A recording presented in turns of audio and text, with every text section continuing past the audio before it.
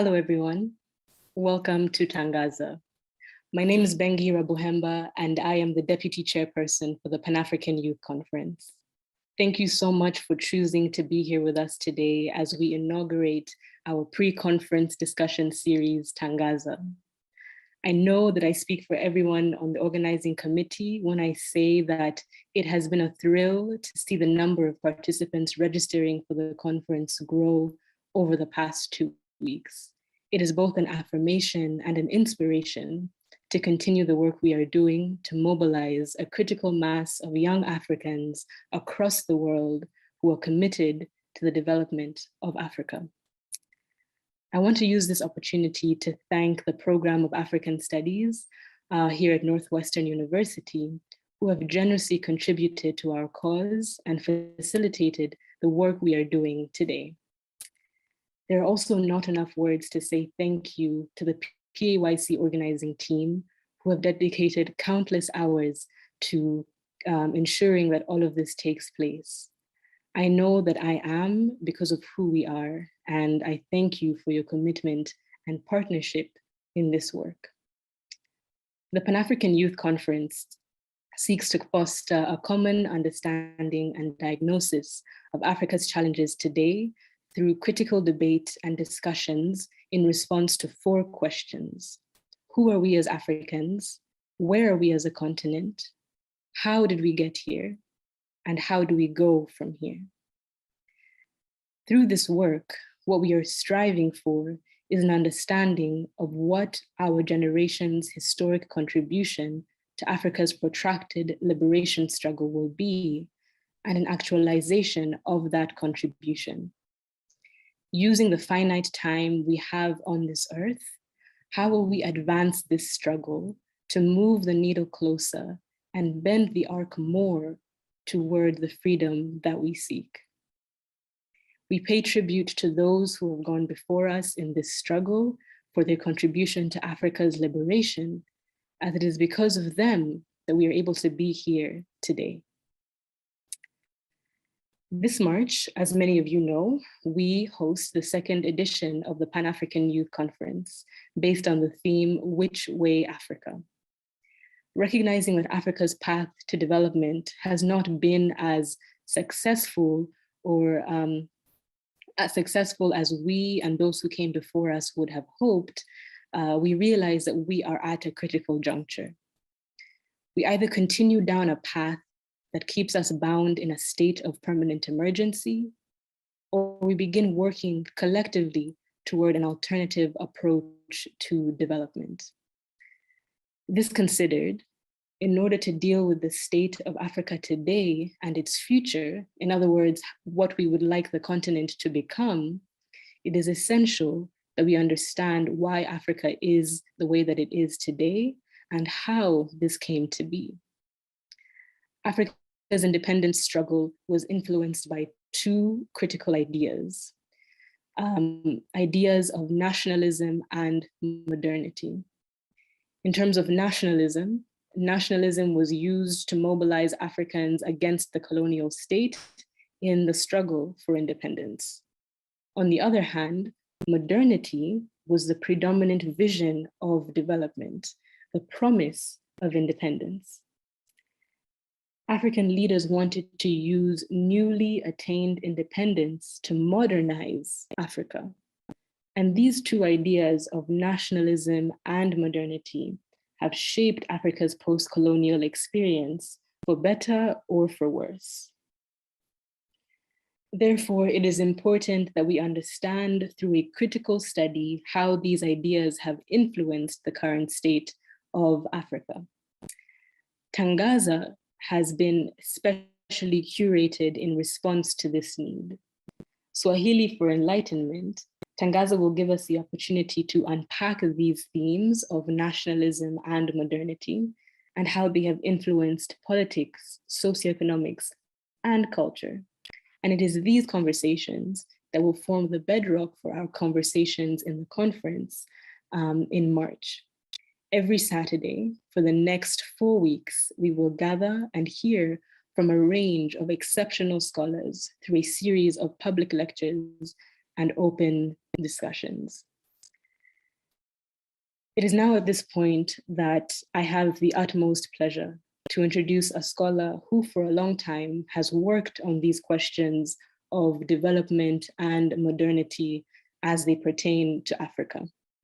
I had the privilege, as some of you here today, to be part of his committee as a participant during the Pan-African Youth Conference last year, where he chaired the Culture and Identity Committee.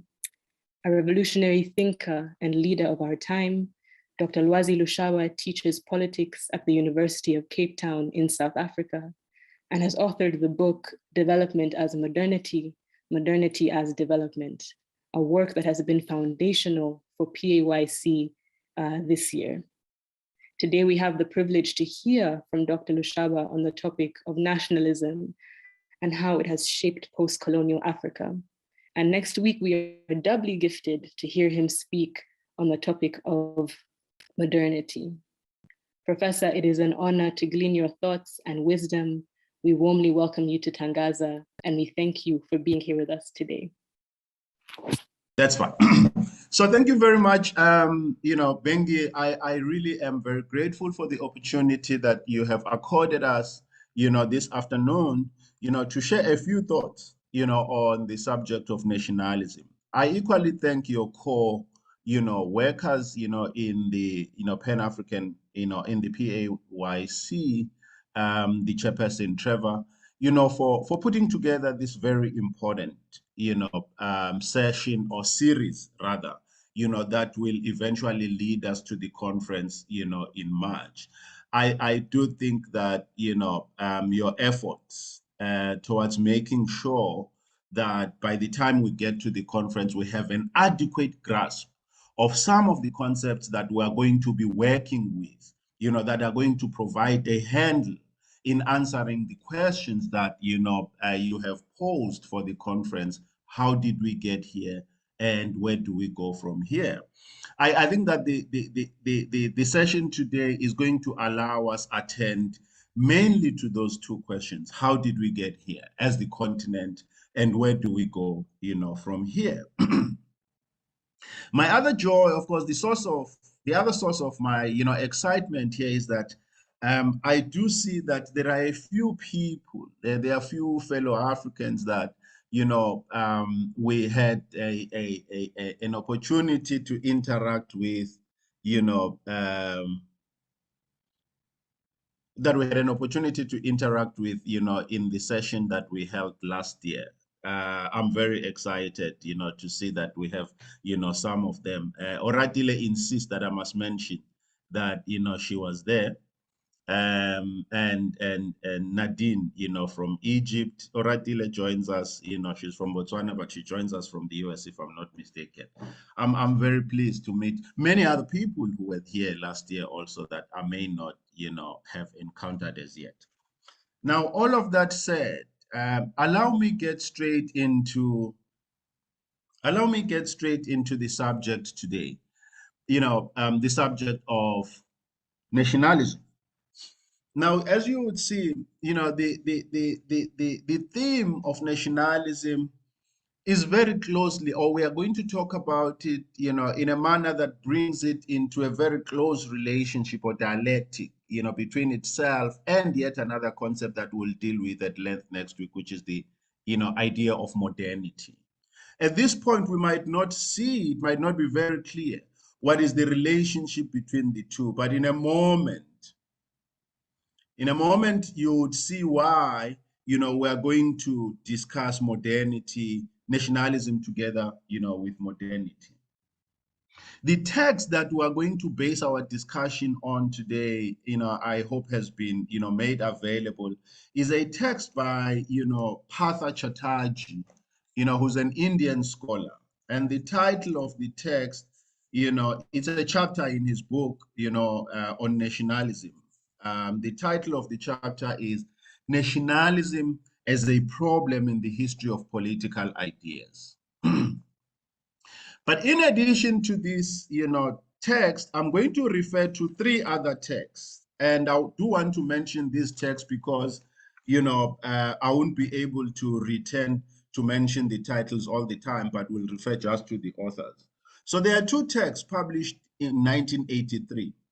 One is a text by, Ernest Gellner. It's titled Nations and Nationalism. It's a book by Ernest Gellner, Nations and Nationalism, published in 1983. The other text that we're going to refer to is a text also published in 1983 by Benedict Anderson, titled Imagined Communities.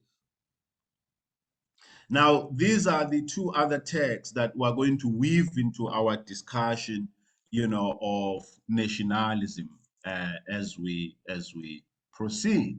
And so, if I say Benedict Anderson or Ernest Gellner, it is specifically to those texts that I've mentioned that I will be referring to. So let us begin the discussion today by asking what I suspect is a very pertinent question that we must, confront as the young people in, Africa today, or young people who are concerned with the future of the continent. And as young people who hopefully are going to inherit the task of thinking through the problems of the continent. Now, one of the things that we cannot avoid as young people who are concerned about the future of the continent is the question. It's the following question, I suspect, and I hope we'll pick it up, we'll pick it up later on. The question is, what would it mean to train our intellectual senses as young people so that we are better able to recognize the problems of the colonial present? Let me repeat that. What would it mean, or what would it entail to train our intellectual senses so that we are better able to recognize the problems of the colonial present? Because it does not necessarily follow, and you have to, believe me, in this instance, I've seen enough of well-trained and well-educated, maybe well-educated, not well-trained, or well-certificated people, who do not possess the simplest of abilities to be able to decipher the problems of the continent. Now, it does not necessarily follow that when people have gone to school will necessarily offer us useful ideas about how to get out of the present malaise that the continent finds itself in. And I want to suggest as I proceed that nationalism is largely responsible for how we got into the quagmire, so to say, that we're in today. And how did nationalism get us into this problem, and what is the problem? So those are the two things that hopefully we would have answered, or two questions that hopefully we would have answered at the end of this session, may aim mainly at unpacking nationalism. How did nationalism get us, into the problem we're in today? And what is the problem? What is the malaise that we're faced with as, the continent today? Now, in order to be able to answer that question, or those two, related questions, intricately linked questions, I do again have to pose just, two wagers, that will help guide, our thought. And the first wager is, again, formulated as a question. And what is the question? The question is, what happens when you think about a phenomenon, when you think about a concept, when you think about a particular development or a particular problem, and write about that problem, a problem that lies outside? What happens when you think about a problem or a particular phenomenon that lies outside of political modernity, or that lies outside of the modern thinking or knowledge regime? What happens when you write about that problem and feather it or join it into the colonial machine or the modern thinking machine, as if that was its natural trajectory? The answer is simple. It is that you distort that particular problem. to restate in much simpler terms, is what happens when you think about a particular phenomenon. And in thinking about it, it's a phenomenon that lies outside of political modernity, that lies outside of the modern thinking regime or of the modern knowledge regime. But when you think about it and write about it, you join it or you tether it into a modern knowledge regime.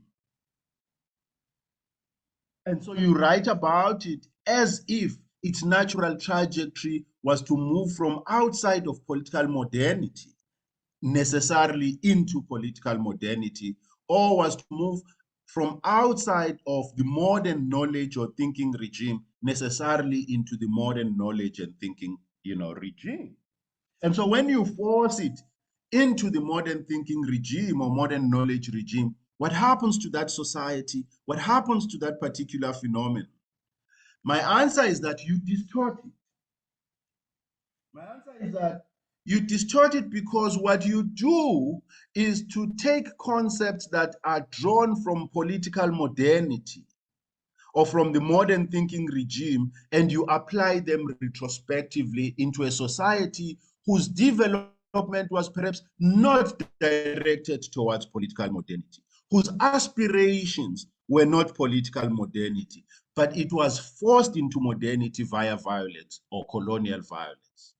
Now, again, if it is not yet clear, let's try and make it clear. Often today, we hear people speak about continuities between the pre-colonial and the colonial, as if pre-colonial societies were necessarily going to develop in a unilinear direction towards becoming colonial or towards becoming modern.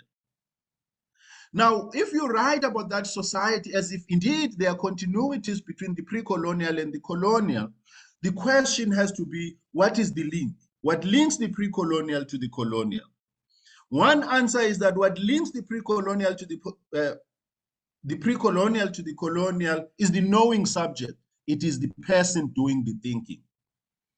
The supposition of this knowing subject is that it can extend itself outside of the problem and see both the colonial and the pre-colonial and the colonial. So there is no link in actuality. The link is that it is imposed by the knowing mind, the modern subject that supposedly is able to domesticate everything in the world. And how does it do that? It takes concepts that are fashioned in the modern period, in the modern knowledge regime, and then applies them into the pre-colonial or into the pre-modern period. And so people would begin to say, what was the nature of the economy in the pre-colonial period?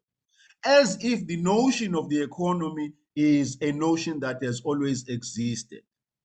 It might not be that the ethic of pre-colonial societies were directed towards our understanding of the commodity economy.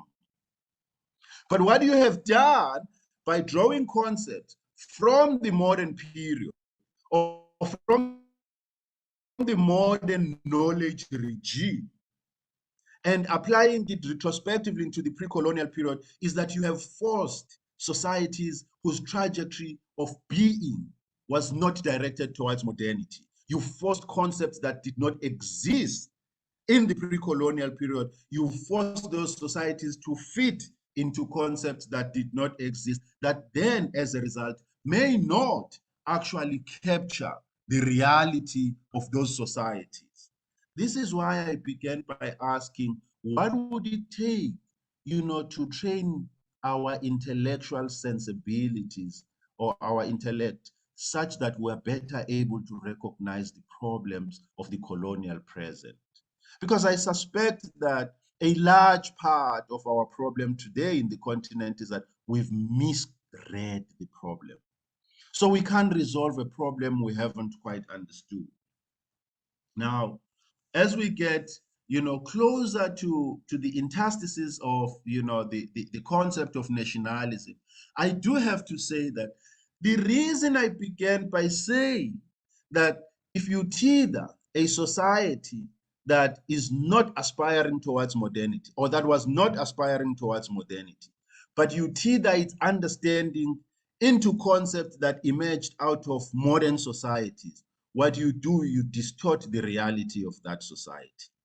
Now, unfortunately, it is what nationalism did. It took African societies whose self-understanding, whose trajectory of development, whose aspiration and ethic was not that of modernity, but it took them into modernity. So nationalism basically dragged societies, that whose aspirations, whose ethic was not directed towards modernity. It dragged them into modernity. So nationalism renders the problem at two levels, at the level of thought and at the level of praxis.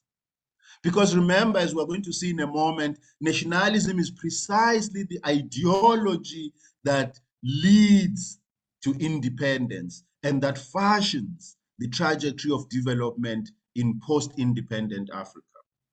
So the problem, as it results out of nationalism, exists, as I've said, or manifests itself at the level of thought and at the level of praxis. We've just shown that at the level of praxis, it is nationalism that guides the post-colonial trajectory of development for most societies in Africa, in fact, for all societies in the continent.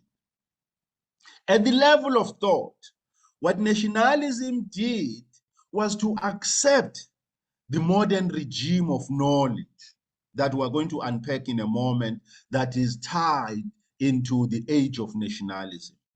Because to accept nationalism, to accept nationalism is to accept the modern regime of knowledge.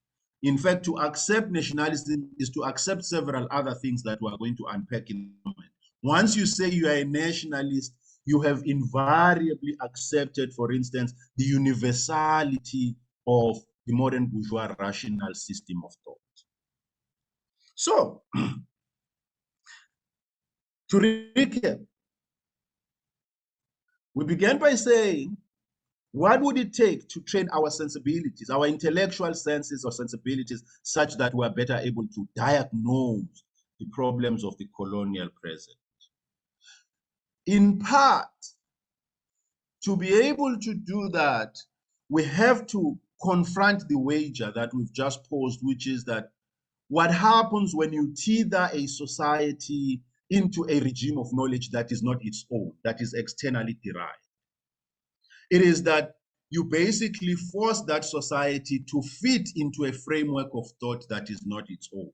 So you are basically distorting that the history and the reality of that society. And I've suggested to you, even before proving the point, that nationalism does exactly that. And it does it at two levels. At the level of thought, because what it does, nationalism, is that it says the only way of apprehending and cognizing about the being of Africa is via post-enlightenment bourgeois rational thought.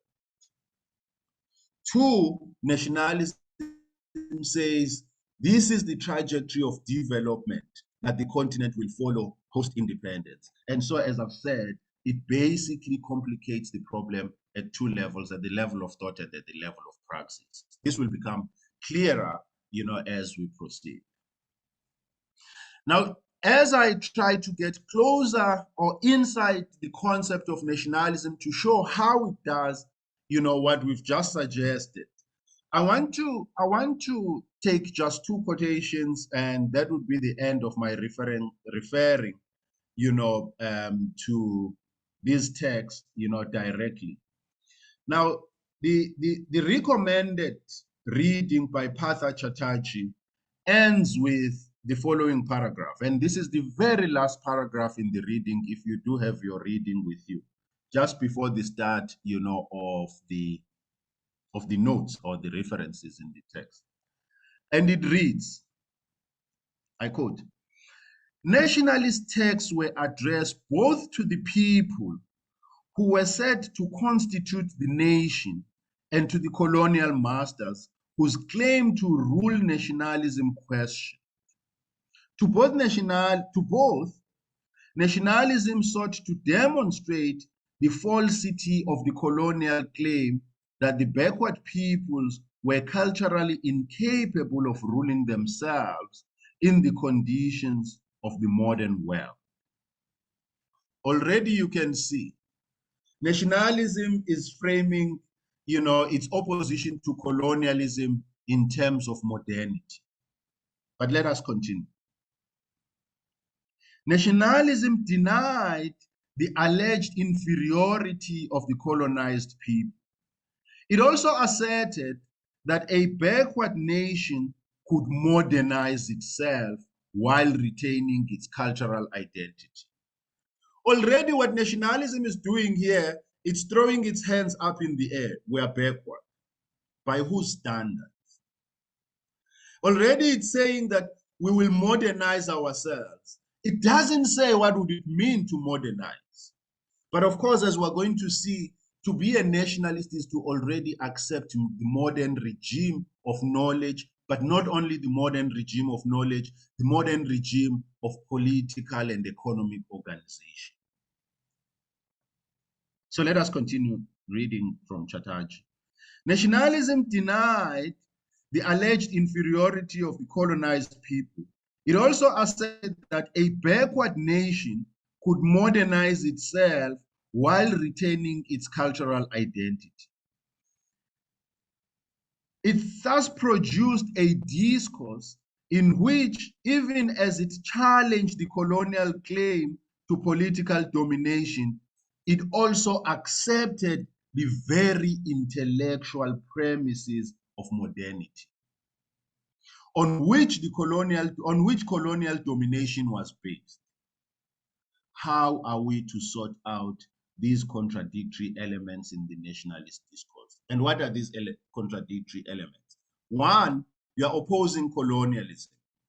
You are opposing colonial claims, of European superiority and domination.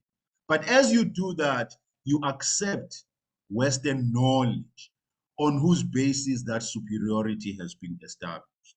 That's the contradiction that nationalism gets us into. In fact, that's the cul-de-sac that nationalism gets us into. It says, we don't want your European colonizers. We will do exactly what they did. We are going to modernize our people because our people are backward. What we are suggesting as the nationalists already here is that the trajectory of African societies was necessarily to move from pre-modern to modern. You are turning that into a natural development state of African societies. You do not pause to ask, how did we get to a point of assuming that modernity is the desired state of African societies? And what does modernity itself entail? So that's what I wanted to retrieve, from Partha Chatterjee. Prescribed text. The last quotation, and that would be the end of my reading of quotations, comes from a European scholar of nationalism that you perhaps would have encountered, El-Kedori. El-Kedori wrote a book titled Nationalism. So much of an authority had he become in the field, such that the book I'm going to quote from had gone through 4 editions. The 4th edition came in 1993. And in the very first, line of the book, of the 4th edition, this is what El-Kedori says to us. And he had been, of course, in the field right from the late 50s. And this is what he says, and I quote, "In 1953, when I started to think about the subject, which is nationalism, as well as in 1960, when the book was published," this is when this book I'm quoting from was first published, the first edition.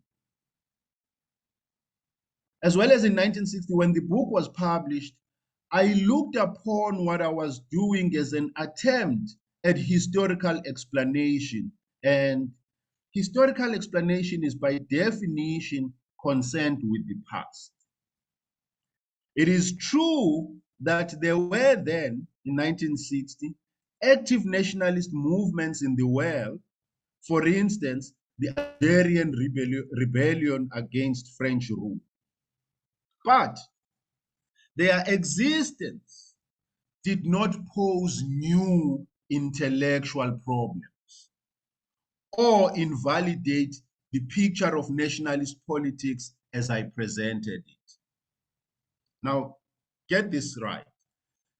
What El Kaddouri is saying in 1993 is that when he started studying nationalism in 1953 and in 1960, when his book is published, there were nationalist movements all over the continent. He cites the Algerian, nationalist struggle. But he says all of these nationalist movements and struggles in Africa at the time did not pose new intellectual problems. They did not alter the picture of nationalism he had already formulated in mind.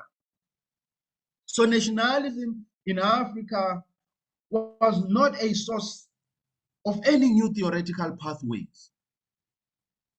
It did not pose, as he says, new intellectual problems. Because, according to him, the idea of nationalism by that time was fully formed. It had been fully worked out.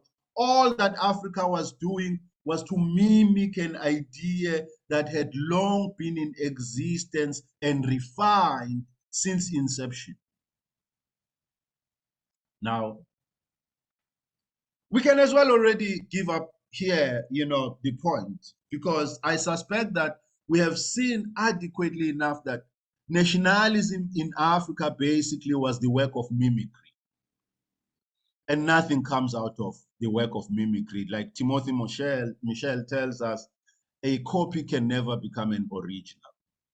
The problem with a copy is that it draws its identity from the original, and so to be, it must always refer to the original, which means that if nationalism in Africa is a work of mimicry, it must always hold the original in order to be valid. And where is the original? The original is the West. And so the problem with nationalism is that it tethers Africa's self-understanding to the West.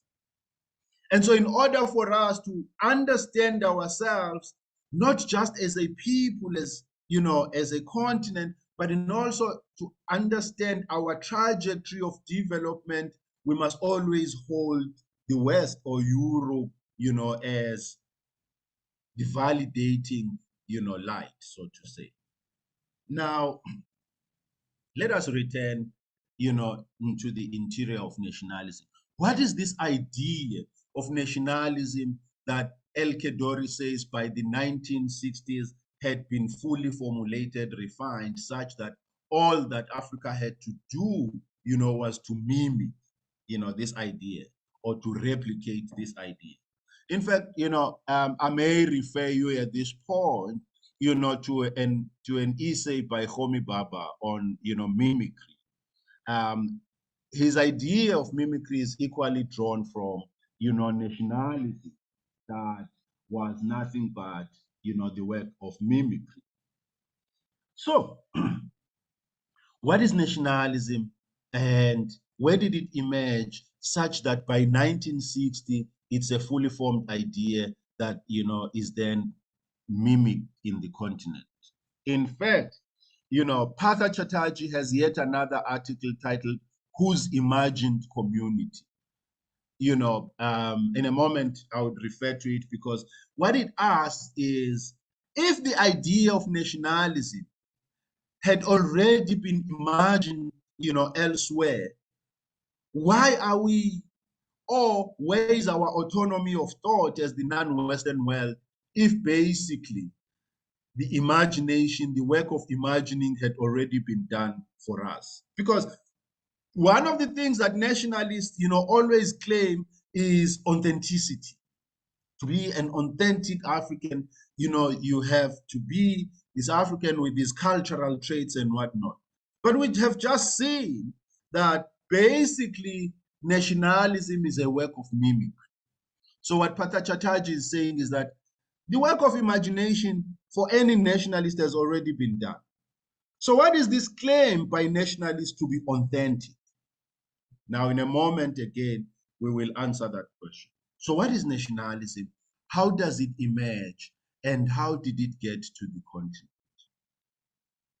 Now, from Ernest Gellner and, Benedict Anderson, we learn that nationalism basically emerged in Europe at a time when Europe was industrializing.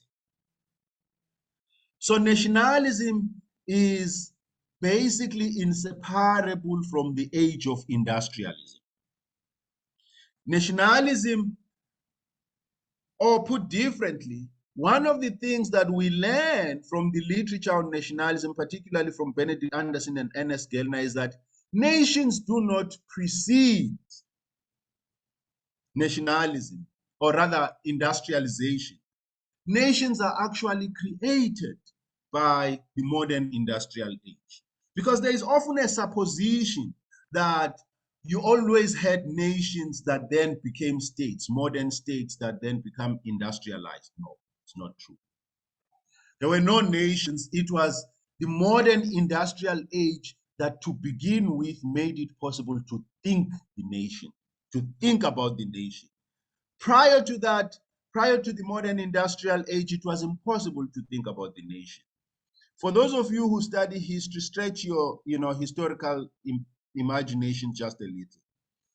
Prior to Europe's industrialization, there was nothing called Germany. There were different empires. There was Prussia, there was, different empires, different states, present modern European states were part, of different empires. There was no country called Austria, today. These were part of, different empires. What happens is that the coming of the industrial age, and Benedict Anderson is much more nuanced. He says the coming of print media, the coming of the modern languages, because the languages prior to that, there was no French language prior to that. There was no, English language prior to that as we know it today. All of these things only emerge post the industrial age, facilitated, as Benedict Anderson says, facilitated by the emergence of print media. Now, the coming of print media meant that there had to be a new language, but whose language was going to be? Was it going to be the Hohenzollern Empire, the Prussian Empire's language? No. These languages then began to create, or rather the emergence of print media made it possible to think about the nation.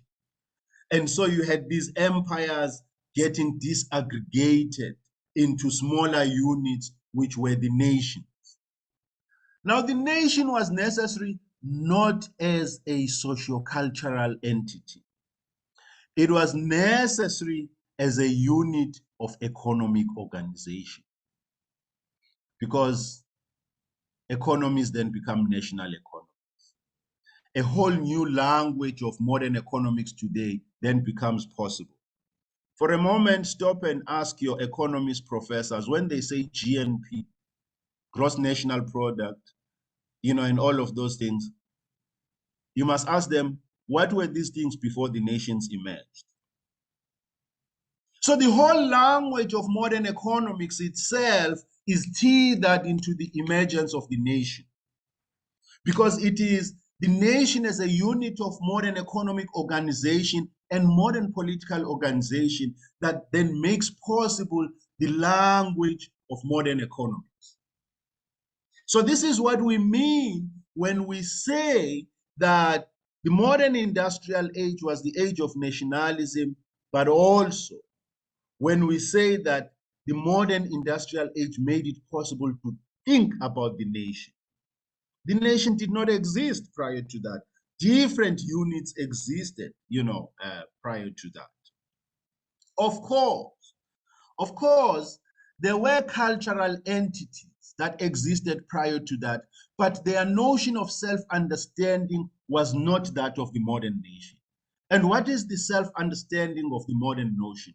Benedict Anderson's book is very explicit here. He says a nation is an imagined community. He says it's imagined, amongst other things, it's imagined as sovereign. Now, this is the beginning of thinking about the nation as necessarily or whose full development is actualized in a state. So it ceases to be a cultural entity. It ceases to be a socio-cultural entity.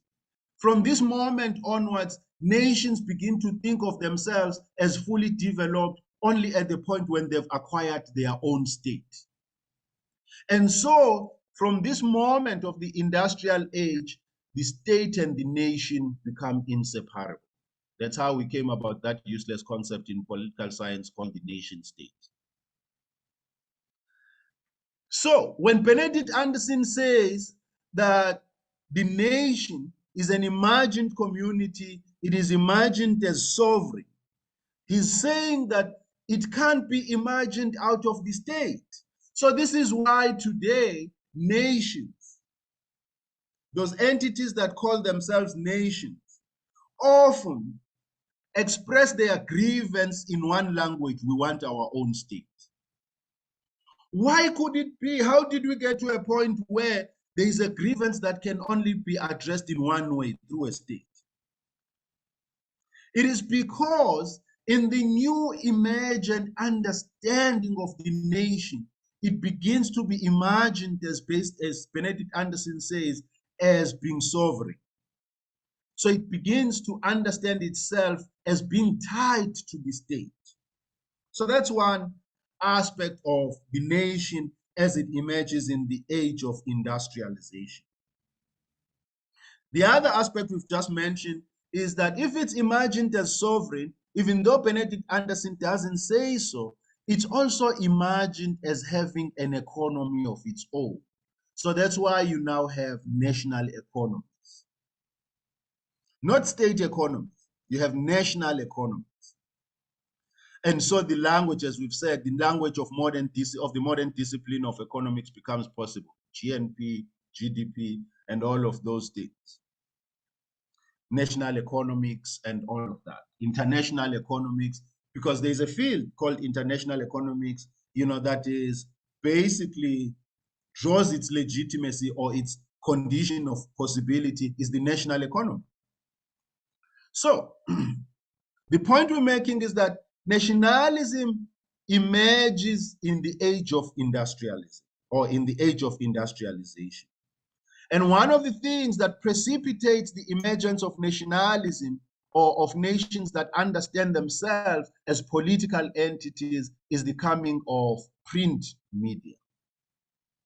But it is also the coming of modern languages that are made possible, or national languages that are made possible by print media. If you want to understand just this aspect of national languages, it's easier when you come to the continent. It's the same process, but of a different sort. So if you are South African, or if you are familiar with South Africa, you would know that there are languages in South Africa, isiXhosa, isiZulu, and many other languages, Setswana and other languages. Now we know very well that these languages have not always existed. isiXhosa is as recent as 1857. And how does it come about? It is at a point when the Bible is translated into isiXhosa. So what he means, what Benedict Anderson means by, print media, it is simply bringing into existence national languages. It is that there were different dialects that existed that get standardized into a language, into a national language as a result of the coming of print media. If you come from, West Africa, Nigeria particularly, you would know fully well that people did not know themselves as Yoruba. There was no language called Yoruba until different languages or dialects, Ekiti and all others, are standardized into a language called Yoruba. So Benedict Anderson simply means that point. Now, as I make that point, maybe I should bring, one of the contradictions, internal contradictions within nationalism. It is that just as we have seen how recent these national identities are, whether being Yoruba, being Zulu, being Xhosa, we've seen just how recent they are. But people who have these identities often tell us that they've existed right from time. Yorubas would tell us about a myth of origin that is traceable, to time immemorial. They would say they descended, from Oduduwa, from time immemorial. But we've just shown with very simple evidence that there's nothing Yoruba prior to the standardization of the language, by the missionaries. So how people outside of Oyo, we know, had no concept of being Yoruba. They were Ekiti, Ijesha, and all other different identities. Their identity of being Yoruba only comes about when the language is standardized, when these different dialects are brought together and the language Yoruba comes into existence. But nationalists would often tell us, that these identities have existed right from time. From the beginning of time, these identities have always existed. So there is an internal contradiction in nationalism. It is the idea of cultural authenticity that is traceable prior to colonialism, but also the fact that nationalism itself is an ideology that emerges in colonialism for Africa. For Europe, the same logic applies, but the logic in Europe is that nationalism only emerges in the age of industrialism. So if it's in Europe, it is the industrial age that brings about the idea of the nation. In Africa, it is colonialism that brings about the idea of the nation as we know it today. Let's continue. So Europe's transition into the age of industrialization brings about the nation. And this nation comes to understand itself as imagined, and it is imagined in relation to the state. It can't imagine itself outside of the state. That's why Benedict Anderson says a nation is an imagined community, imagined as sovereign. But there is another feature that, the nation comes to have as a result of the transition into, the age of industrialism. It is, again, Benedict Anderson who makes the point, but he draws the point, from Walter Benjamin. Walter Benjamin's essay on time, it's in the book Illuminations. And what is this idea of time? It is Walter Benjamin who tells us that prior to the industrial age, there was nothing like the modern concept of time as we know it today. Prior to the industrial age, there was a different conception of time. The conception of time at that time was expectation and fulfillment. People lived in expectation and fulfillment. But as a result of the industrial age, this idea of time was no longer reliable. The process of production needed a definite idea of time that is measurable so that you could measure the hours that the worker has put in. So a new concept of time emerges, which is what, Walter Benjamin calls the empty homogeneous time. What is this empty homogeneous time that becomes the time of the nation? It is time marked by the calendar and the clock. But this calendar and the clock are empty. That's why Benedict Anderson calls it, or rather Walter Benjamin, as adopted by Benedict Anderson, calls it an empty homogeneous time. The calendar is empty. Then the nation comes to fill it with its cultural markers. So that time, to me, in Cape Town, in South Africa, if I say June 16, in Cape Town, it evokes the same sentiment to another South African at the extreme end of the country, miles away, because this empty homogeneous time of the calendar we've come to mark with our cultural markers. June 16, when I say June 16, it makes sense to another South African, even outside of South Africa. because it evokes the same sentiments, national sentiments. That's how, then, according to Walter Benjamin, nations come to habit the same time. So one of the things about nations is that they are co-present in time. Now, this is not time as in the present. Once a Yoruba person evokes a long cultural calendar of what happened to the nation years ago, what he or she has done is to invite other Yoruba people to come and inhabit the same time with him or her. And so they've come to mark this empty homogeneous time with their cultural markers. At times, these are political markers. At times, different kinds of markers. But there is yet another important element into this modern time of the nation, because now you find that nations aren't able to understand themselves outside of this modern time, this empty homogeneous time. Because when they recount their greatness, they need this modern time, this empty homogeneous time. When they mark their long march into existence, they talk about moments of highs and lows in their history. And these highs and lows in history are located somewhere in the calendar. But the other importance of time is that it enables people to feel in the same way at the same time.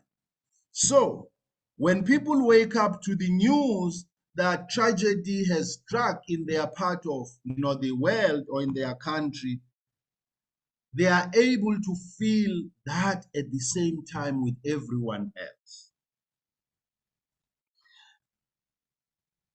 The other aspect of time that we do need to emphasize is the fact that, of course, this modern time, empty homogeneous time, is marked by the calendar, but also by the clock. The clock was necessary, as we've said, in order to regulate the process of production. And so the discovery of the clock, there's a book, there's a book, I forget the author, but you can search it, The Discovery of Time, which historicizes how we came about time, particularly of the clock. Now, as I've said, it is the age of industrialism. Factories are springing up. Workers have to be remunerated.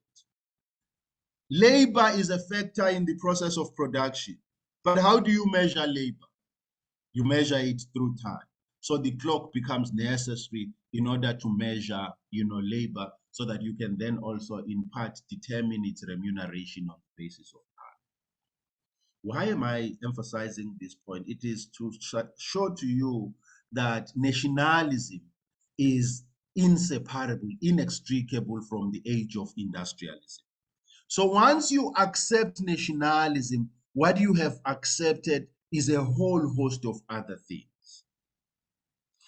The last point about nationalism as it emerges, in the age of industrialism, is that it was marked by an acceptance of a new regime of knowing. Prior to the industrial age, all of these things that we're talking about, understanding time, apprehending, being in the world through time, the modern empty homogeneous time, all of these things did not exist. So the modern regime of knowledge that understands itself as objective, rational, and universally valid did not exist prior to the industrial age. It comes into existence as a result of the industrial age.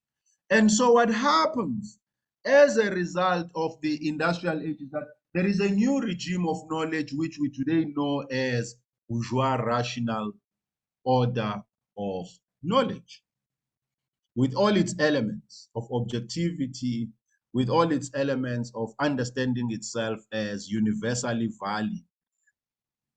Importantly, understanding itself as singular, such that it proscribes all the other forms of knowing as illegitimate, calls them irrational, it calls them unreasonable. And so this modern regime of knowledge that emerges in the time of the industrial age, in the time of nationalism, prescribes itself as the only legitimate form of knowing, as universally valid. At the center of this new form or modern regime of knowledge is the idea that thinking proceeds in a unilinear fashion. Now, what does that mean?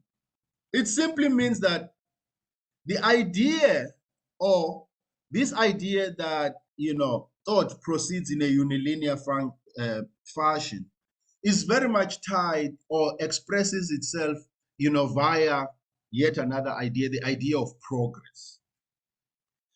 Today, we assume that progress is necessary. It's what we all desire. Now, pause for a moment and ask the people who say progress and ask them, what is progress? Progress is this. Progress is the supposition that every particular phenomenon in the world, including societies, including everything, develops in its logic of existence in a unilinear function, wherein one successive stage follows another. And each successive stage represents an improvement on the previous one. So that you get the point, draw a line and put different points in the line. These are successive moments in the development, of anything. And the line in front of one represents an improvement on the previous one. So if you took a ruler and look at the measurements in the ruler, this is a unilinear logic. If we impose that logic on the ruler, the different lines in the ruler are basically successive stages. And in that logic, each successive stage represents an improvement on the previous one. But these successive stages are not as empty as they appear at this moment. They are actually very loaded. And the simple way of understanding how culturally loaded they are is to think, so if the supposition is that all societies move in this unilinear function, in this unilinear fashion, what are these stages they go through? Modern bourgeois rational thought has marked them differently. Pre-modern, modern, now we are in the post-modern. If you are a Marxist, it's pre-capitalist, capitalist, and going forward. The supposition in every discipline that all of you study, whether it's sociology, it's development, it's any discipline you study, this same logic is the beginning of your disciplines. Pre-modern societies. Societies begin as pre-modern societies. They become modern. Or societies at an early stage of development, they are pre-capitalist or pre-industrial, and then they become industrial. What have you done? What you've done is to take concepts that are developed in the modern period and you tether the history of all societies, into, or you force them, you head them into that framework of thought. But nationalism, when it then talks about modernization, modernizing our societies, as we read, in the quotation from Partha Chatterjee, when nationalists say, a people are able to modernize themselves without the colonialists, what they are saying is a people are able to take themselves through these stages of development on their own. What nationalism does not do is to ask, who determined these stages of development? That's how we got hooked as the continent into modernity, into supposing that necessarily modernity is our destination. It almost became a God-given or a God-declared, destination that every human being must move towards being modern. And this is where we are tied. This is where at present we find ourselves as the continent. We're trying to make sense of our lives in a framework already fashioned so that we don't succeed, which is modernity. Because remember we said and a copy can never become an original. A copy always requires the reference. And so in order to understand itself, a modernizing society requires a modern society. And so always we are going to play second fiddle because we are looking at the modernized society. If indeed the intention, or if indeed we accept the logic that necessarily the fate of all societies is to move towards being modern. Now I realize that I have exceeded, my time, and I'm going to try and make 2 points and stop there so that we have time for a discussion. So if we return again into the industrial age, the age of nationalism, the era of nationalism, I was hoping that, the keeper of time would be generous and say, oh, you can take another 10 minutes. But I see that, Trevor is not moved. Be that as it may, if you return, into the age of industrialization, the age of nationalism, as we said, what emerges at that point is the modern order of knowledge, which is what we study, which is what we teach you in the university. This modern regime or order of knowledge, as Foucault would call it, has certain suppositions that are inbuilt within it. It supposes, one, that there is an asymmetrical relationship between the developed and underdeveloped societies, because the developed societies are the future image of the underdeveloped societies. Now, maybe I need to make the point that despite the fact that we think about this modern regime of knowledge as bourgeois rational or objective rational knowledge, Marxists subscribe to it equally so. All Western knowledge is bourgeois, including Marxist knowledge. Why? Because Marxism also supposes, just like liberal thought, that there is an asymmetry between the developed and underdeveloped societies. Those of you who read Marxism would remember the claim Marx makes, in his article on the future effects of British colonial rule in India, 1852. He says that, when India, meaning at that time all colonial societies, when India looks at Britain, he says in that article, it sees its future image.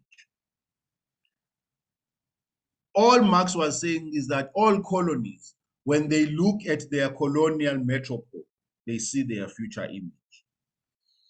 This is how Marxist thought also just functions, because it also has that unilinear, tendency, pre-capitalist, capitalist, and it says all societies necessarily move in this direction.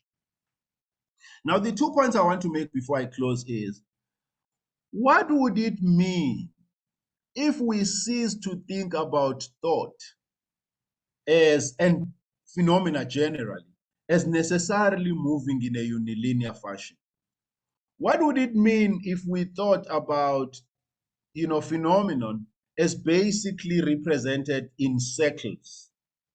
If you, rather than have this line, remember the line that I said we should draw, and I forgot to say, if you draw this line, you must put an arrow at the end of it because it's continuous ad infinitum, meaning that progress does not have an end. This line continues, but it also means that those societies that are at the front are forever going to be in the front. The ones that are coming, improving behind them are going to forever follow. That's what modernization means. But what would it happen, or what would it mean to think differently if we thought about phenomenon as being represented by shades of circles? So, or rather by circles that shade into each other. So societies have a particular, stage of being, and they complete that stage of being. It might shade into the next, it might shade into the one before, it might shade to another above or one below. It would mean that if we refashioned thought away from that unilinear idea what it allows us is to say, what if, since these circles are complete, what if we divorced circles from those that are undesired? It provides us with the possibility of thought at the level of thought that allows us to break with the idea of modernity that we are tethered to by nationalism. Because for as long as we accept the modern regime of knowledge that thinks of itself as universal, as unilinear, I do not see how, as the continent, would be able to get out, of the modernization trap that we have been put into by nationalism. Pastor Chatterjee, in the article or in the chapter that I've given you, also laments this cul-de-sac that we have been put into. And this is how, he makes the point. I would read that and then I would shut up thereafter. He says, why is it that non-European colonial countries have no historical alternative but to try and approximate the given attributes of modernity, when that very process of approximation means their continued subjection under a world order which only sets their tasks for them and over which they have no control? I thank you very much.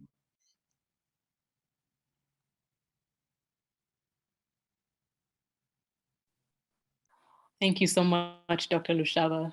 I think I was still sitting with that final question, that final question as you were closing, but thank you for this enriching discussion that you have led us in on the trajectory, the development of nationalism as a discourse and how it has emerged alongside modernity. I want to now turn it over to the chairperson of the Pan-African Youth Conference, Trevor Lwere, who is going to moderate a discussion. So participants, please feel free to send your questions to the Q&A function at the bottom, and Trevor will facilitate the discussion. Thank you again, Professor. Right. Thank you so much, Bengi. I want to add my voice to yours, and I'm sure I speak for all the attendees we have on this call today. When I say that Dr. Lushaba has been as sharp as always, very provocative, very enriching, and I'm glad that we could have this opportunity to benefit from the years and experience that you've dedicated to grappling with these important questions. We are a little over time, over what we had promised, but we now have the opportunity to engage Professor Lushaba on some of the things that he has said. Obviously, Professor Lushaba is a scholar, and he will not, I'm confident he won't take issue with the pushback for those of you that might not have been persuaded by some of the things that he was saying. Or if you just want to seek clarification on any of the points that he has made, feel free to post that in the chat or to use the raise hand function, and you can put your question to Professor Lushaba. Already we have some answers in the chat, so I will read some of those. Daniel is asking whether, as it relates to time, we can trace the historicity of time to Christian Huygens, the first pendulum clock of 1656. So I think the question is more, you mentioned that time is an invention that emerges in the industrial time. Are you able to put an exact period or date to when that particular phenomena becomes a part of society as we know it today? Dr. Lushaba.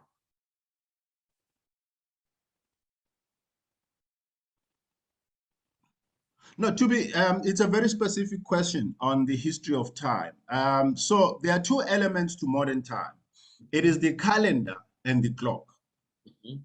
Mm-hmm.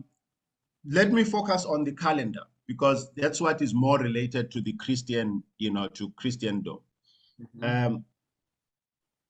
So the calendar we use today, that has the months, the year that we use, is called the Gregorian calendar.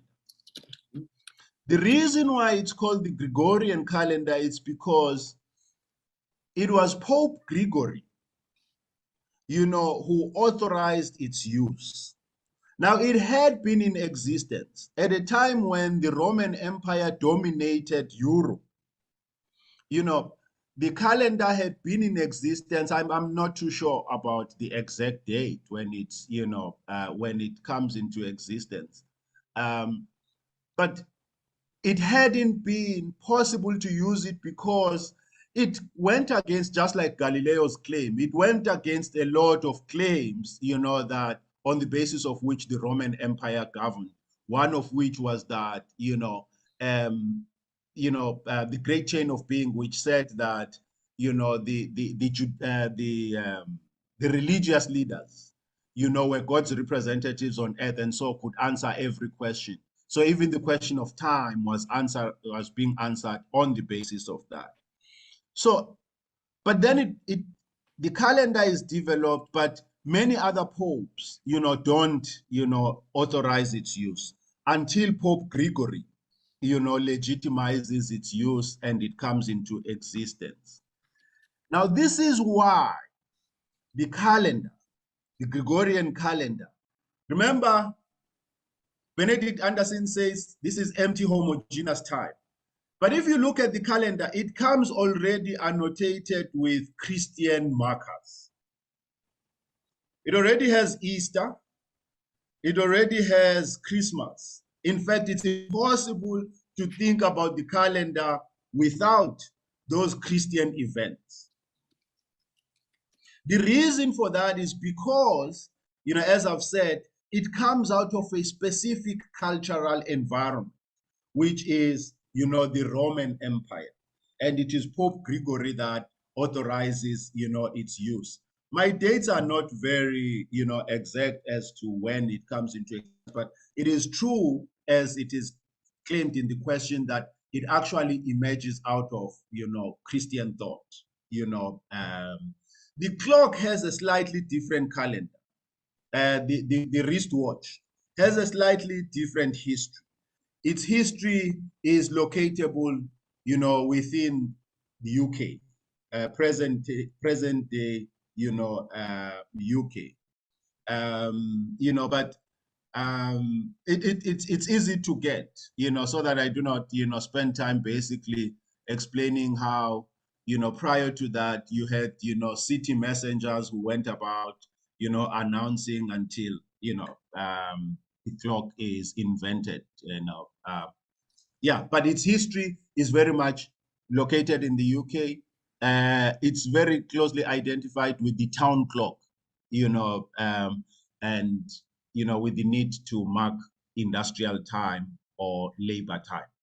Okay, thank you, Dr. Lushaba, for that clarification.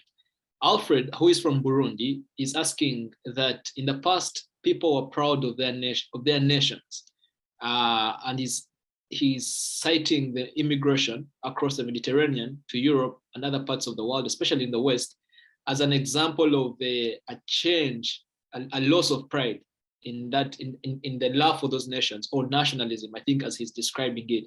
And he's wondering if it's possible to integrate this into the political system of African countries to show Africans the evil of showing that. I think another way I can phrase this question, maybe to make it more direct to the definition of nationalism that you've given us, yes. How are we to understand the societies that existed? And I'm sorry for using the colonial markers that you don't seem to be particularly enthusiastic about. But in pre-colonial society, for example, where I'm from in Uganda, we had Buganda as a kingdom that had advanced, if we may use those terms, to the level of having a state as it's understood, feudal state, if you will. And there was a way that the people in Buganda, for example, viewed themselves. If you talk about the Zulu nation, before that engaged in contestations for power versus an occupying Dutch minority in South Africa, or any other African community for that matter. How are we to view, how did those people view their own identity, which today we can characterize as a certain form of nationalism, whether I'm Harik, whether I'm Tigrayan, whether I'm what for those societies, what sort of identity was that, and how are we to understand it outside the concepts that modernity has bequeathed unto us? Very appropriate. So one of the things about those societies that they didn't think of themselves as nations, as we understand the nation today. Mm-hmm. It is we who have retrospectively imposed that category to those societies. It is the modern knowing subjects that we are told we are that has imposed those categories to those societies. Two, those societies were not necessarily states. The Buganda, or the Zulu, formation were not necessarily states, because once you say states, already you are imputing certain attributes to it. And so you are going to ask about the legitimacy of authority. How was the authority legitimized and whatnot? It is precisely the wager I began with. What happens when you write about a phenomenon or a concept or a society in a manner that joins it into a history of concepts that are not its own? You distort it. Those societies had their own self-understanding. Now, the work of understanding what they made of themselves is a different kind of work. There are a few things we know about those societies from, good anthropological and archival studies. One is that they had very permeable boundaries. It was possible to become Zulu. It was not a biological entity. It was not an identity that had very rigid, boundaries. But once you think of nations as we understand them today, Trevor is Amharic, I'm Tigray, and he's Oromo. There's no possibility of moving between. Mm-hmm. And so once you impute this concept today, what draws those rigid boundaries in those identities or in those sociocultural formations is precisely the concepts that are drawn from modernity that we impose on them, because you don't impose just the concept, you impose the logic of the concept also. That makes sense, Lushaba. But I wonder, in the absence of, for example, some of the societies were pre-literate, right? They were engaged in cultural production. They did not keep much written record that we can refer to discern or glean what they thought of themselves as. We're now engaged in a reconstruction. Yet, the education that is enabling us to reconstruct what the societies thought of themselves as is equipping us with certain tools that you argue are inconsistent with how the societies saw themselves. It seems to me that that is an insoluble dilemma. In the absence of primary records of how these people saw themselves, the best we can do is approximation. Unfortunately, within the framework of the very ideas and concepts that modernity has given us that are inconsistent with the self-understanding of those societies, because we are forced to impose the logic of modern ideas and concepts onto the societies. But I think that's a lengthy discussion that can go on. I'll go through the next question. Emily Olowo is asking, Dr. Lushaba, do you believe that nationalism and modernity must be fully removed in order to get Africa to its full potential? This is straightforward, Dr. Lushaba. You need to take sides. No, it's closely tied to your own question in a different way. Mm-hmm. So you are saying this is an insoluble problem. You know why? Because modern sensibilities accept certain things and don't allow us to, comprehend certain things. So look at the situation in Ethiopia today. Tigrans, are fighting, with the Amharic people. People are dying in large numbers. Our modern sensibilities suggest that conflict of that sort is fine. Right. But our modern sensibilities are not allowing us to say, what would it mean to begin afresh? Now you have a system that leads to people dying every day in large numbers. If it's not in Ethiopia today, it is in northern Nigeria tomorrow, or it is in Congo any other day, Congo DR any other day, precisely because of these identities, or because of these, modern notions. It gives us a genocide in Rwanda, some other time, somewhere else, it's something else. But we seem to say, oh, well, this is a kind of conflict that results from modernity in any case. Our sensibilities are tolerant towards it. And on the other hand, our sensibilities are not tolerant to a possibility of what would it mean to begin afresh? So when we say, are we able to remove nationalism and modernity altogether? Why do you want to stick with something that causes you cancer every now and then?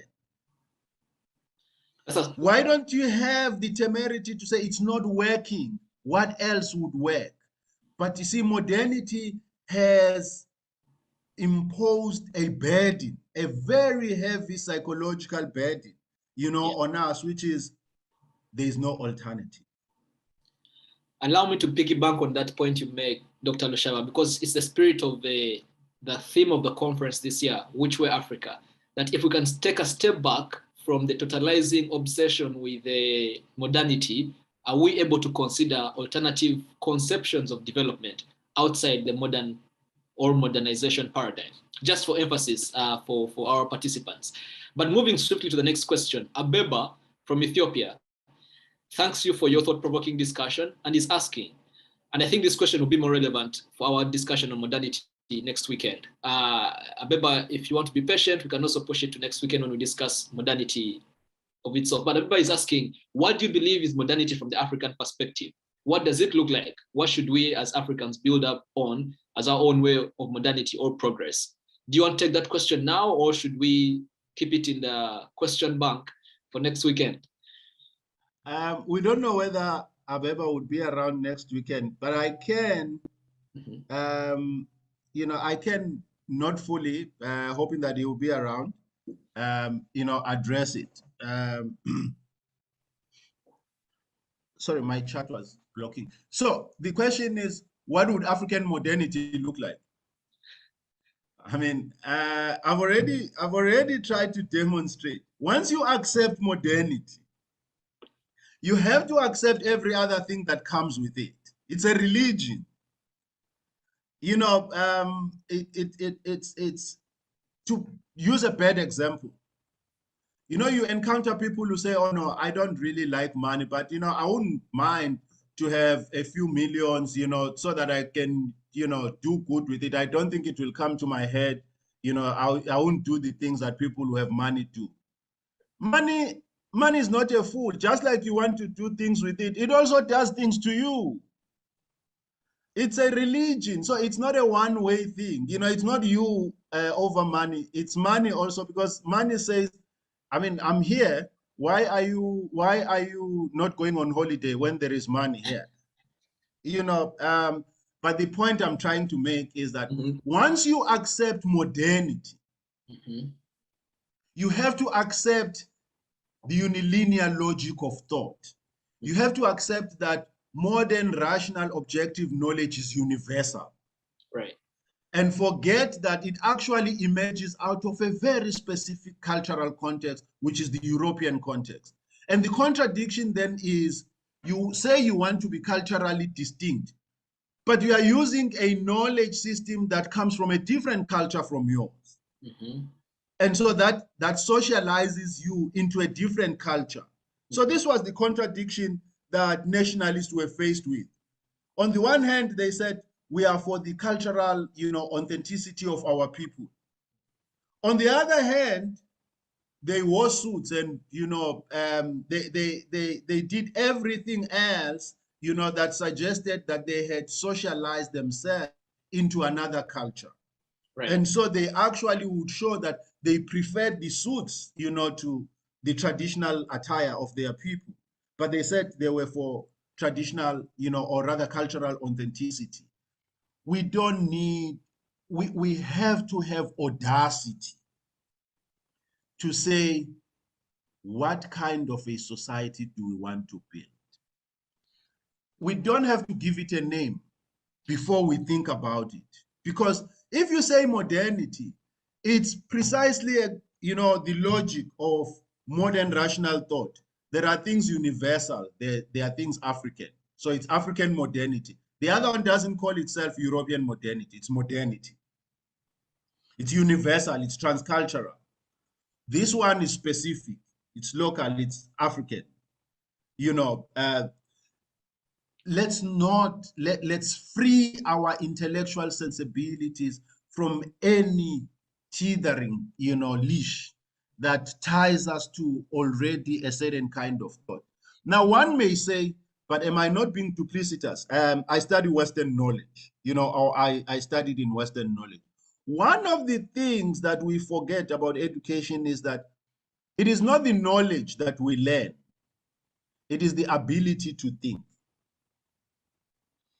Now, the ability to think can be divorced from the things we learn. So I think we can use the ability to think in order to develop our own kinds of social formations. But we will deal with modernity at length. Can African modernity, is there a possibility of African modernity? We'll deal with modernity at length next week, and hopefully, we'll provide a much more satisfactory answer. Thank you so much. I think that's an important point to make, the difference between cultivating an ability to think and obtaining knowledge through education. I think we can all benefit from that insight. On to the next question. Nathaniel is asking about the presence of China in Africa and whether that has any implications for nationalism on the African continent. Look, I mean, you see, it's typical of West. It's typical of modern education. We think everything is related. I mean, the simplest answer is that maybe not so much about national, because now I'm going to stretch things and try to establish linkages that don't exist. But the simplest answer I can give in relation to that is that if colonialism was the tragedy of the Western presence in Africa, there is something as yet that we don't have a name for that would be the tragedy of Chinese presence in Africa. If modernity is the name of the tragedy that came out of European incursion into Africa, there is something we haven't yet given a name to that is going to be a tragedy of Chinese presence, in Africa. You've already seen it in Kenya. The port of Mombasa now belongs to the Chinese because Kenya owes China. It couldn't pay the debt. They've taken, the port of Mombasa as a form of payment. I don't know if that's not colonialism. I don't know what it is. So I don't want to try and draw linkages here that don't exist and say in terms of nationalism it's this, but I suspect that in relation to the broader theme of our thinking about modernity, and nationalism, it is that modernity is the name of the tragedy that happened to us as a result of Europe's incursion into Africa. We don't yet have a name, but there's a coming tragedy that would be China's presence in Africa. Hopefully we'll be here long enough to see that. Namato Bonita is asking, I agree that thinking outside of modernity can help us understand the issues of the colonial present. However, after identifying issues of the colonial present, what form of thought between unilinear and thinking outside modernity will solve these problems?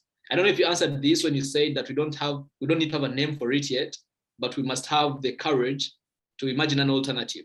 But that is the question. What form of thought between the unilinear and thinking outside of modernity can solve the problems that we face in the colonial present?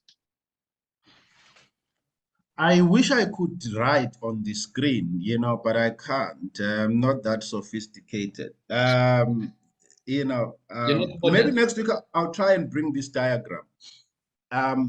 If you were not thinking in a unilinear fashion, how else would you think? Now, I've suggested one possible way. of circles that shade into each other. Mhm. Now, what is the benefit of circles that shade into each other? It is that you can take one circle and simply cut and say it's no longer good. Mhm. The unilinear fashion says even when you leave it behind, it's present. So even if it's, colonial, post-colonial is typical of unilinear trajectory of thought because it's saying, yes, there is colonial somewhere. Now we are in the post-colonial. Now this seems like, no, but it's just a way of talking. No, it's not. It's actually a way of thinking. It imposes a framework of thinking because it suggests that, well, you can only leave it behind in terms of time. Mm. But otherwise, its enduring significance continues into the present. That's why, in fact, what is post-colonial? It is colonial that has moved on, that has dragged itself into the present. Now, that's the limitation of unilinear thinking. Whereas if you thought in circles, you could say, look, this has been a very unfortunate, stage or moment in the life of the nation. Let's simply excise the whole circle. Let me give you an example again. It's a bad example, but I think it will drive the point home. So in South Africa today, we are at a moment when, we've spent 9 horrible years under the presidency of Jacob Zuma with, all the misnamed things called state capture and whatnot. But the truth of it is that you had 9 years of systematic pillaging by an African, president colluding with Indians. Billions of rands. But we are now at this moment busy pursuing those billions of rands, but the money we have spent at present trying to pursue those billions is wanting to approximate those billions, but we haven't gotten any cent back from that money that was stolen. Now, what happens? It is that because you have a unilinear thinking where everything must have a cause and an effect, and the cause must be held responsible all the time, you are saying, but this person must be held responsible because, he facilitated or he stole the money. That's unilinear thinking because everything must have an originary moment. How did it happen? Where did it start? Who is responsible? The truth of it is that things don't have a singular cause. In as much as President Zuma may have facilitated the stealing of the money, there were several other precipitating factors that contributed to it. If white people hoarded the economy, black people are going to use the state to accumulate. And so there are several variables, but because you have unilinear thinking that says there must be one principal cause, and you must hold that cause responsible in this unilinear thinking, you then expend a lot of years trying to chase, to locate the cause and hold the cause responsible, the original cause. What if you said this was an unfortunate moment in the history of the nation? We are going to excise it from, the reality of the nation. But you know what it would mean? It would mean you must be able to begin afresh so that it doesn't happen again. Right. It is that precisely that unilinear thinking blocks us from. We aren't able to have the audacity to say it was bad. Yesterday was bad. We are done with it. We are going to make sure that we create a system where yesterday is not able to make an incursion again. Thank you, Dr. Lushaba. I think Namatovo's question is also important because I think you and your generation have done the work of exposing to us the cracks and crevices in some of these ideas. We must now do the work of producing new ways of thinking that can get us beyond the impasse that you guys have identified. Tabiso Moretti from Botswana is asking, Professor, you posed the question at the start, what would it entail to train our intellectual senses as young people so that we are better able to recognize the problems of the colonial present? The question is, what would it take for the older generations who in many parts of the continent are in positions of power to do the same in the event that they were not able to train their intellectual senses and thus may not be aware of their implicit biases? No, I mean, the answer is simple. I don't think that the older generation, okay, put differently, the older generation is the product of nationalism. Mm-hmm. In most instances, I take it that that older generation he or she's referring to is that generation of nationalist elite that, you know, either fought for independence or were product, you know, of the nationalist struggles immediately after. Mm-hmm. I think that generation knows it's incapable of getting out of nationalist framework of thinking or the modernist framework of thinking. The responsibility is on the younger generation, I would think, to fashion a different future. Because remember, for the older generation, one of the unfortunate realities of nationalism is that because, you know, the European colonizers knew the contradictions of modernizing, it had to cream off that nationalist elite and somewhat spare it from the realities of that contradiction. For that nationalist elite, this contradiction does not exist at the level of praxis. These are people who have learned the art of doublespeak, African culture, and then they go buy expensive European suits, you know, the following day and consume, you know, expensive European cuisine and all of that the following day and tell people, you know, that, you know, the identity of a people is in their food culture and everything, but they don't. They don't. They've learned the art of doublespeak. So the colonialists have creamed them off from that contradiction. The contradiction for them exists now only at an intellectual level, not at the level of praxis. But they are not interested in entertaining it at an intellectual level. They've given up on the task of coming face to face at the level of, you know, intellectual thought with the contradictions of modernity. In fact, they are not about to. It is our generational responsibility to first, you know, come into a sharp encounter at the level of thought, you know, before we go to that encounter at the level of praxis. Because, you know, when you go straight to the level of praxis, you know, you become a pragmatist. And, you know, so every day you hope from one justification to the other. Oh, but, you know, universities are bad in Africa. Why not, you know, go? So until 200 years from now, people are going to be telling us exactly that same thing. That, oh, no, you know, but why do you say, you know, it's wrong for Africans to go abroad? Universities are bad. They were bad in 1960. They are still bad now. They are going to be bad 200 years from now. That's a pragmatist. If we went to the level of thought, you know, and face the contradiction at the level of thought, the dilemma at the level of thought, we're going to realize that there is a system that produces these universities in this way in Africa. So we must actually stop the production so that we can attend to the problem. So I don't think the nationalist elite is going to help us anymore. Thank you, Dr.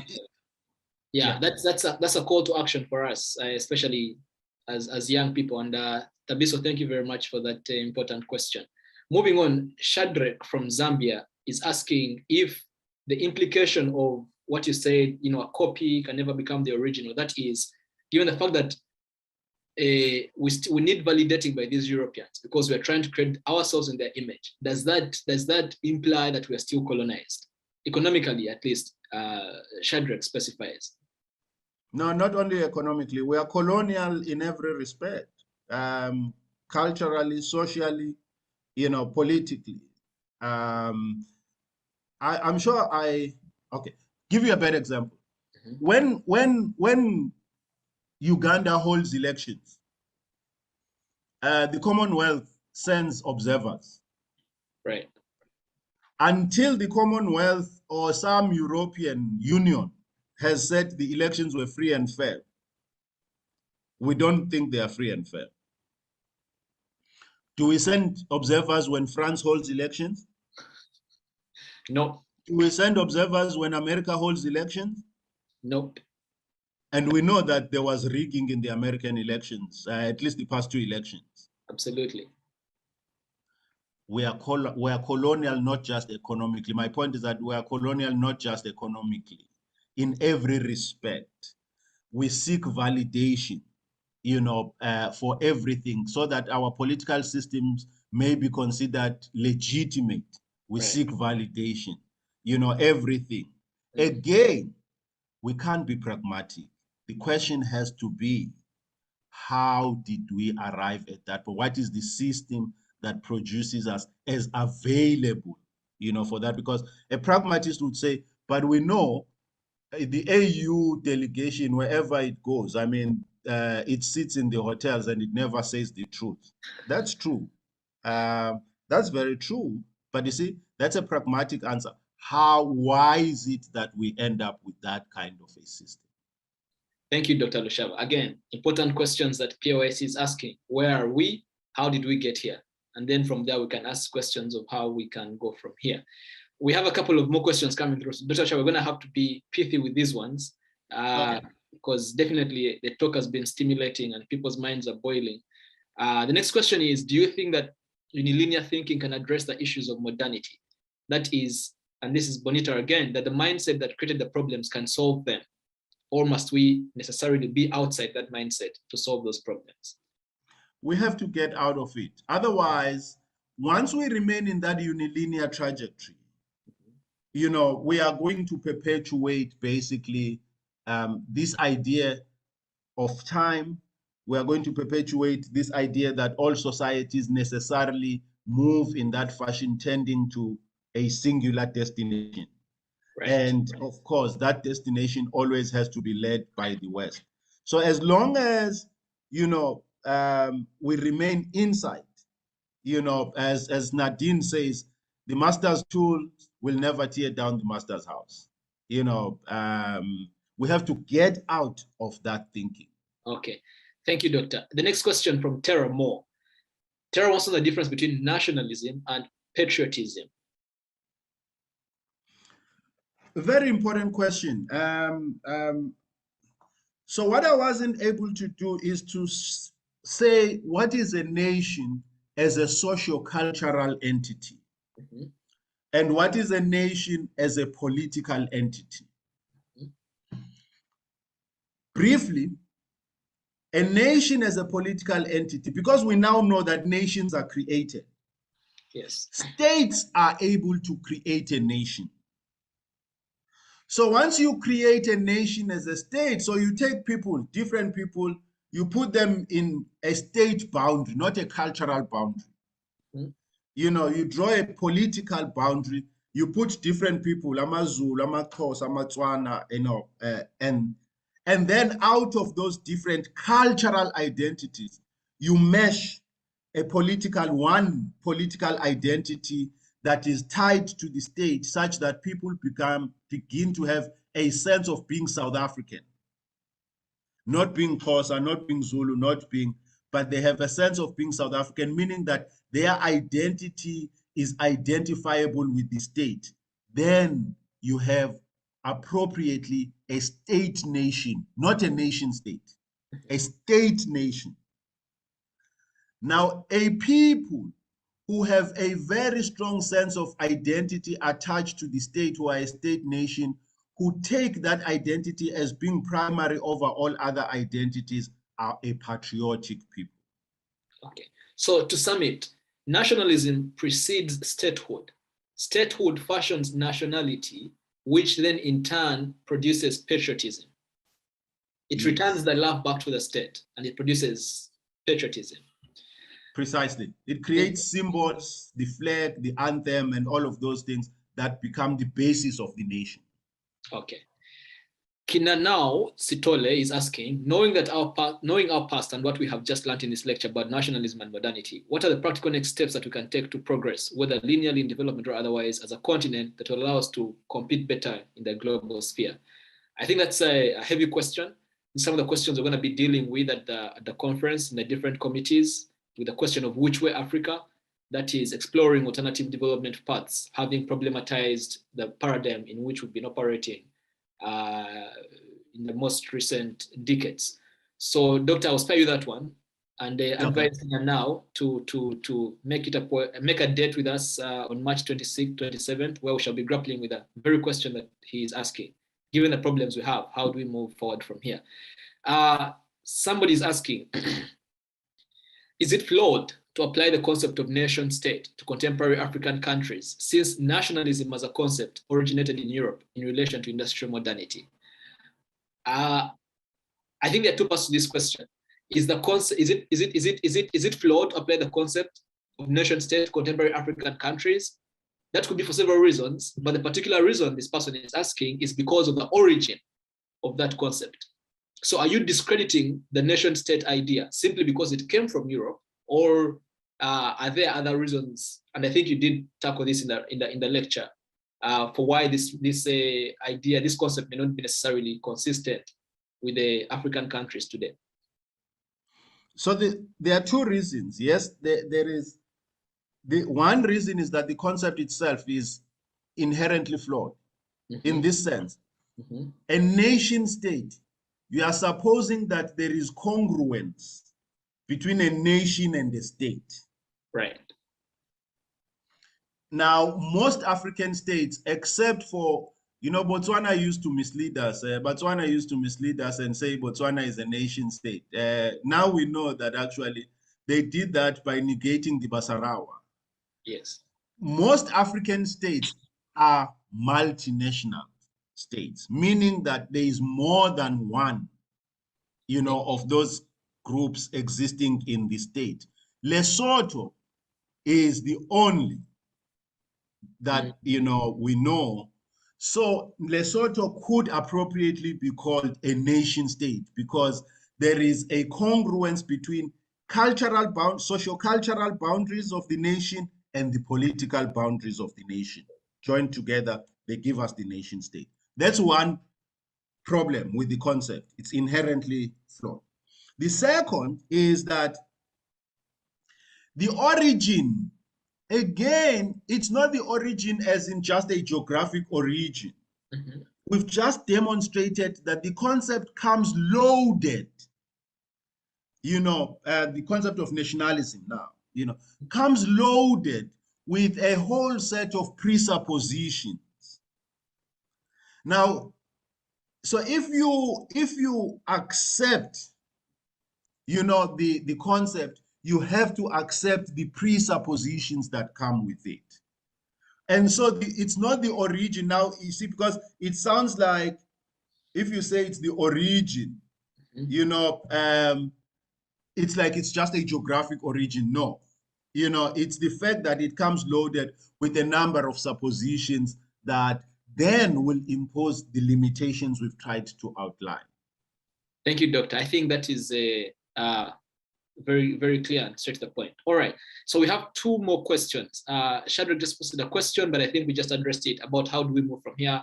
And Shadrach, again, we shall be handling that at the conference in March. So the two remaining questions here, one is from Zebib and the other is from Bananos. Zebib is thanking you for the session and asking you, why do nations ask out of the blue to be an independent nation, while everyone living in the same tribe, same national spirit, same cultural, regional, and actual same race? Zebib says they are from Ethiopia, where nationalism wasn't an issue, and they are afraid that where Africa is a great nation, and if we get together, so I think the question is why does there emerge that impulse to ask for an independent nation? I don't know what directions you want to take it, but obviously part of it is what you say, that if the nation emerged in Europe in the industrial age, for us it was in the colonial age, that we had to contend with the colonial power by defining ourselves as able to modernize without their help. So we had to mobilize ourselves as a nation in opposition to the colonial state. I don't know whether there is another direction in which you can take that question. Why does that desire for independent nationhood, sovereignty, self-determination arise out of the blue? Okay, so one of the distinctions between our experiences with nationalism as the continent and Europe's experience is that, unlike in Europe, the national question in Africa was tied to the colonial question. So the national question was also the colonial question in Africa, unlike in Europe, you know. Now in Africa, because the national question was also the colonial question, there were some layered problems that, that created. Now, time won't permit me to unpack that, but what I want to take out from that pack is the fact that you then had, on top of those layered questions, this supposition that had come out of European, formulation of nationalism, which was that a nation necessarily must have its own state. In Africa, you had colonialism that had brought together different quote unquote nations. So when the colonial question is resolved, we are left with states that have several nations. But they can't all have their states. Right. And so what do? You have to live with that reality. Now, it's a pragmatic thing to say you have to live with that reality. The point is, what necessarily says that every nation must have its state? It was a misconception of what a nation is in Europe, which was a supposition that every nation must have its own state. And so what do you then find at the resolution of the national and the colonial question in Africa? It's this supposition, it's the fight to finish. Every nation must have its own state. And so when problems arise about how may we share resources, the answer is no longer sought there. How may we share resources? The answer is we want our own state. Whatever problem arises, it's no longer the problem. We want our own state.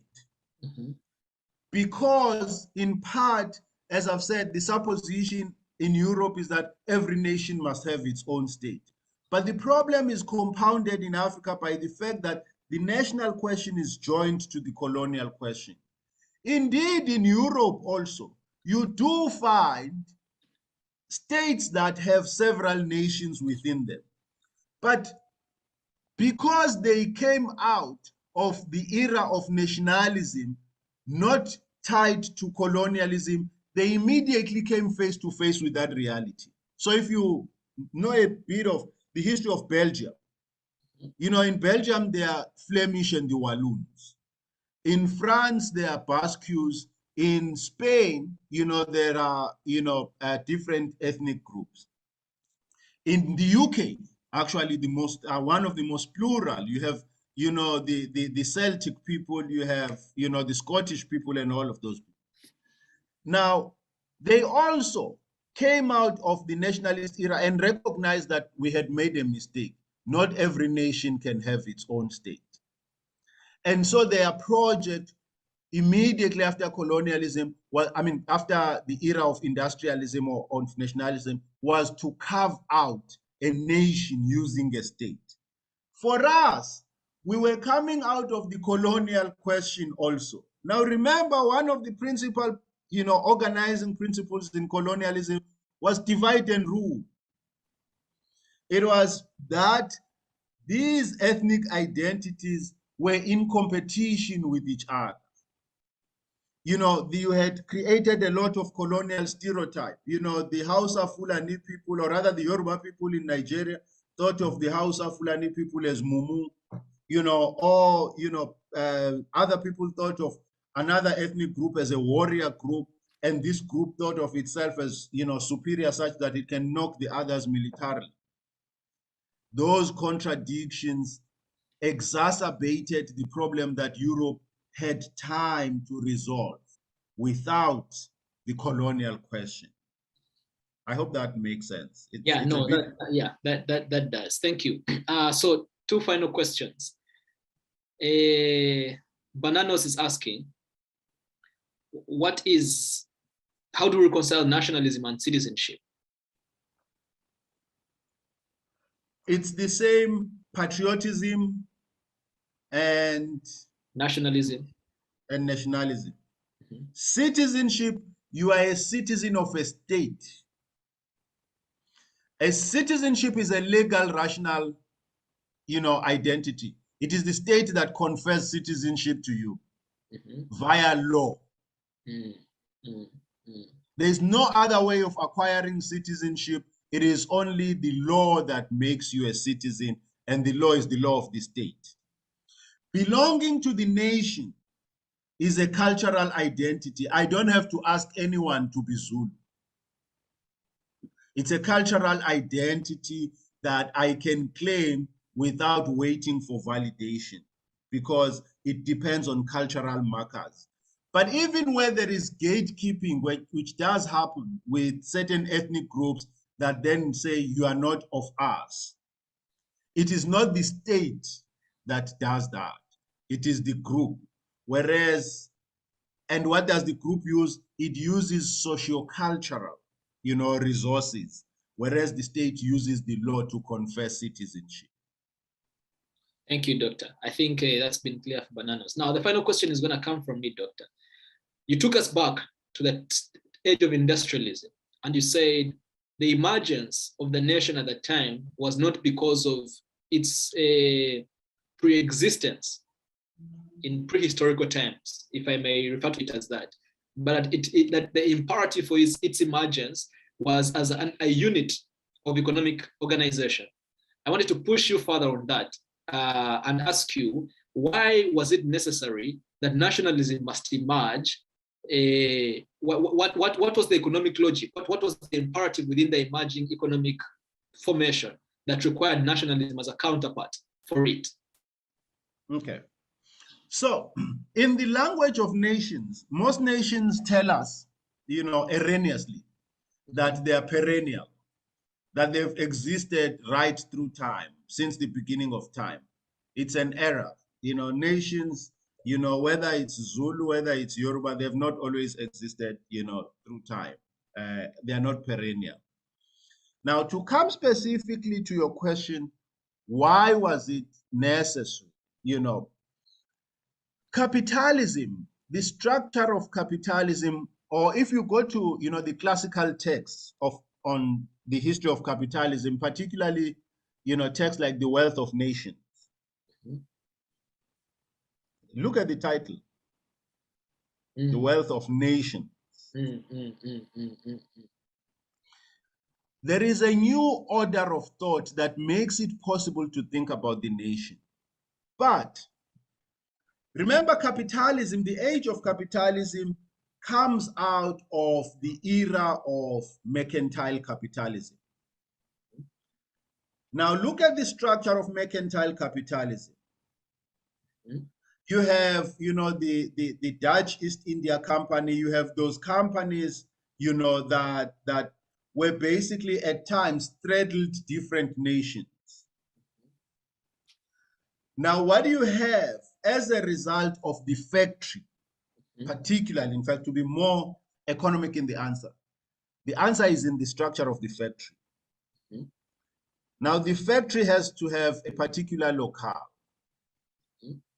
It has to be governed by certain laws. It has to obey certain laws of that particular locale.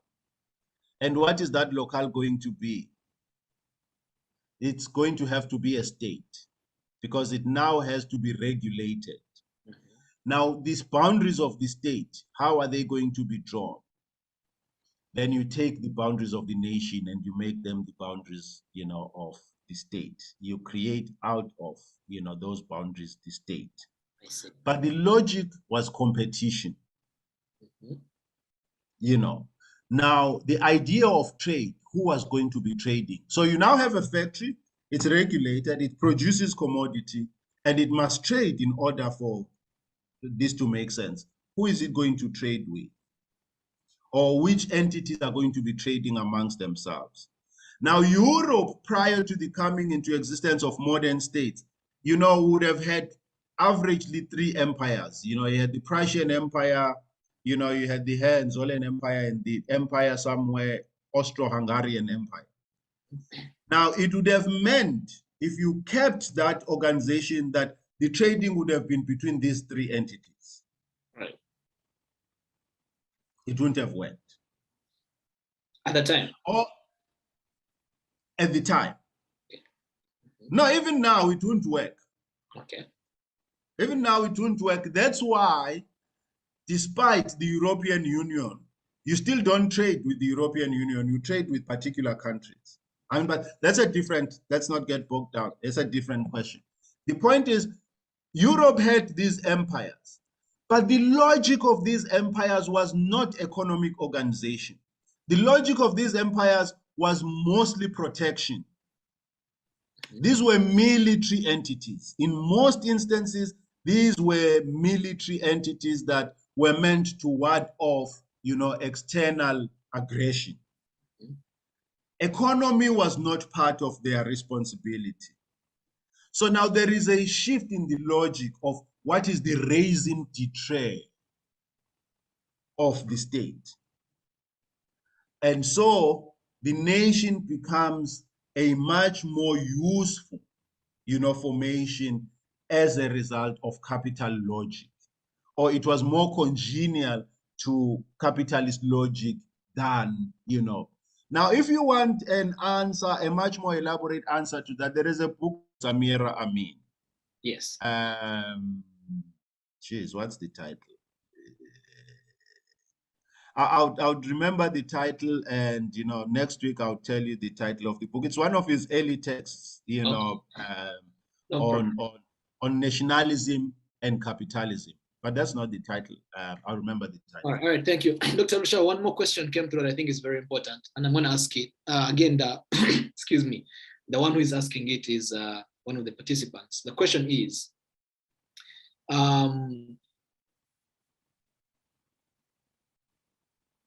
pragmatic considerations, was there a way, given the disparate nature of the societies that had been bundled under colonial territories, whether they were protectorates or settler colonies, was there a way, other than nationalism, even with all the trappings of its flaws, that we would have gotten out of that dilemma without mobilizing alongside some common identity? It might have translated into bad things in the post-colony, but was there any other possible way out of colonialism if we hadn't mobilized along lines of nationalism? Of course, of course. Let's even use Western thought, because I can see where the question comes from. Let's use Western knowledge. The dialectic does not exist in a closed form. Okay. Meaning, if it's a dialectic, it must remain open. If it's a to and fro, you can't close it, because then it won't be a to and fro. Colonialism triggered a response. In part, determined the response, but it did not wholly determine the response. So there were other options open. The dialectic can never exist in a closed form. There were other options. The question is, why were they not followed? It is partly because you had a nationalist elite that had been deliberately inculcated, in the image and logic of modernity. Right. And so it had taken modernity to be its own responsibility. Everywhere the nationalists went about and said, leave us alone, we will develop our people. We will modernize our people. But the point is that there is always an alternative. As long as we live, there is always an alternative, but you see, things dialectical, where, they flow in all directions, there are different alternatives. The problem is that nationalists, I think, feared the task that now faces the young people today. What kind of a society do we want to build other than a modernist society? I think we must not fear to confront that question, because we are going to commit exactly the same crimes that the nationalist elite committed. Yes, as I was saying, Dr. Lushaba, I'm confident I speak on my own behalf and on behalf of the organizing team of the Pan-African Youth Conference and other participants that have been on this call, to thank you in a very, very heartfelt way for taking the time to share with us your insightful, wonderful knowledge. We are extremely, extremely grateful. First, that you always respond positively to our calls, and that you agreed to come once again to do this important work with us. You are, as we did mention, the conference, the motivation is to have critical conversations of this kind that can help us better to answer the first question that you posed, to help us better prepare our minds to be able to understand the problems that face the continent differently, as opposed to what I like to call pedestrian thinking that is prevalent all over the place, especially those of us who are victims of institutions that privilege and prioritize the kind of knowledge that locks us in the same paradigm that we want to step out of. So we are extremely, extremely grateful, and would now want to bring this to a close. We want to remind all our participants that we shall be reconvening next weekend with Dr. Lushaba once again to now more extensively grapple with the question of modernity.